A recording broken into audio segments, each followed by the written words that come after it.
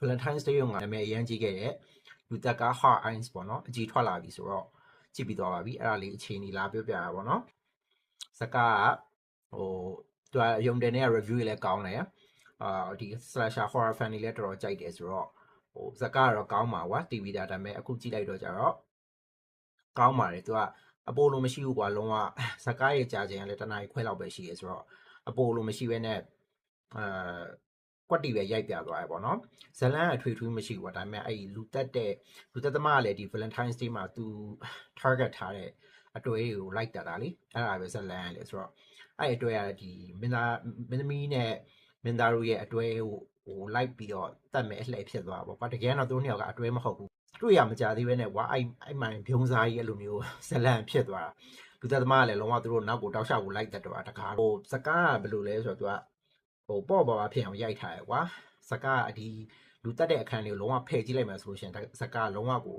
romantic movie လေးပဲကွာချစ်ကားပုံစံမျိုးလေးအဲ့လိုရိုက်ပြထားတာလေးကိုကြိုက်တယ်ပေါ့နော်ပြီးကြတော့မင်းသားနဲ့မင်းသမီးကလည်းပဲလူသက်သမားနဲ့တွေ့တဲ့အချိန်မှာ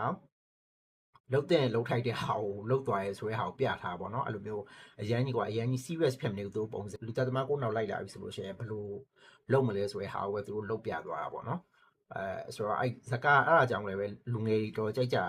လို့ထင်တယ်ပေါ့နော်သူ Valentine's Day ကယုံတင်လိုက်တာရဲ့ပြီးတော့ဒီဇလန်ရဲ့ပုံစံပေါ့နော် romance နဲ့ horror နဲ့ကို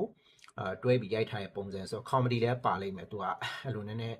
ပေါ့ပါလေးပဲဝါဇကာလူတကာဆိုပေမဲ့အဲ့လိုဖြစ်နေတာပေါ့နော်ကြည့်ရတာတော်တော်လေးအကြိုက်တွေ့ပါတယ်ဒီနှစ်အစမှာပေါ့နော်လူတကာတဲ့ဒီ slasher ကားတဲ့ဒီလိုမျိုးခမိုက်မှာခက်ကြမ်းစကားနဲ့ပေါ့နော်ကြည့်လိုက်ရတာအစာပြေပေါ့ကွာပြောရလို့ရှိရင်ရမ်းကြီးတော့လေလုံးဝကြီးတားကြီးကောင်းနေလောက်ကြီးတော့လည်းမဟုတ်ဘူးဒီလိုမျိုးလူတက်ကားတွေကိုငတ်နေတဲ့ဒီပရိသတ်တွေအတွက်တော့တော်တော်လေးအဆင်ပြေတဲ့ကားလို့ပြောလို့ရတယ်ပေါ့နော်ပြီးတော့ဒီထက်မှာသုံးထားတဲ့သချင်းတွေလည်းကောင်းတယ်ဟွာရဲ့ Jenny ရဲ့ mantra သချင်းတောင်သုံးထားတယ်မထင်မှတ်ဘူးပေါ့နော် Jenny girl deserves more hype တခြားသချင်းတွေလည်းပဲမိုက်တယ်ပြီးကြတော့နာမည်ကြီးအချစ်ကားတွေရဲ့ကွာအဲ့လို dialogue တွေလို့ပြီးတော့အဲ့လို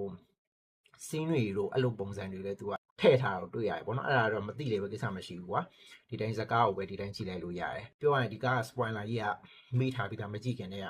ဒီ TikTok ကနေပေါ့နော်ပြောချင်တာဒီကားကိုမကြည့်ရသေးဘူးဆိုလို့ရှိရင်လေ TikTok မှာလုံးဝရှာမကြည့်နဲ့နော်အဲ့လူသက်သမားဘယ်သူဆိုတာဒဲကြီးပေါ်လာလိမ့်မယ်အဲ့ဒါဆိုလို့ရှိရင်ဇကားကလုံးဝကြည့်မကောင်းတော့ကိုကအဲ့လိုမျိုးမိထားပြီးသားဆိုတော့အဲ့စိတ်ကြီးနဲ့ကြည့်လိုက်ရတာကွာဒါပေမဲ့ကိုက spoiler လူသက်သမားတယောက်ကိုပဲမြင်ထားတာဇကားထဲမှာတယောက်မကောက်ဘူးပေါ့နော်အဲ့လောက်ပဲပြောမယ်တယောက်မကောက်ဘူးဆိုတော့